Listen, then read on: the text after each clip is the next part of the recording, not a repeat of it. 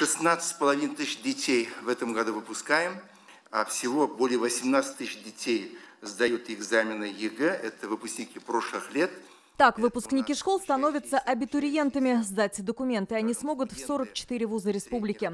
Самые востребованные в этом году направления – психология, СМИ, социология, сервис и туризм. В то же время острый дефицит педагогов. Нам не хватает учителей начальных классов. Это большая проблема, коллеги, очень большая проблема. Хотя и наши педвузы, и наши педколледжи готовят.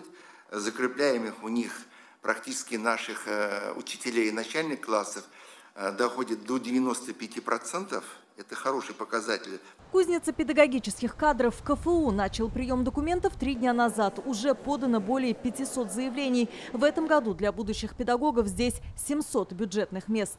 Сегодня у нас на разных формах обучения обучается более 9 тысяч студентов по разным программам педагогической подготовки. Это психолого-педагогическая подготовка, подготовка учителей начальных классов, профильных классов. Количество бюджетных мест в вузах республики в этом году 20 136. Это на 20% больше по сравнению с прошлым.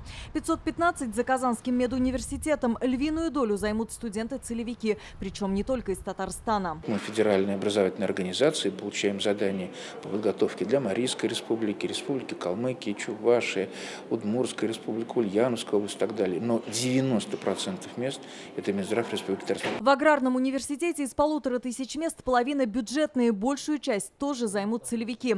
Отбор идет через аграрные колледжи и дальше сельские школы. Так, в Арске, Мамадыше, Сабах, Балтасях уже работают агроклассы. В Балтасинском районе у нас функционирует 10 таких агроклассов.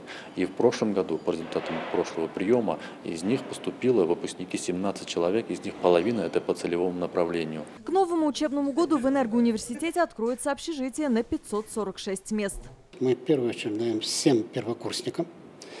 Высокобольники могут выбрать общежитие, место, койку, где какой этаж. Подать заявление в этом году абитуриенты одновременно могут в 5 вузов. В каждом можно выбрать до 10 направлений. Документы принимают как очно, так и онлайн через суперсервис поступления в вуз онлайн и портал госуслуг. А вот доп. Баллы можно получить за аттестат с отличием, спортивные достижения и активное волонтерство. Алия Хайрудинова, Вадим Илларионов, ТНВ, Казань. Закажи рекламу на ТНВ. Телефон в Казани 5 705 100.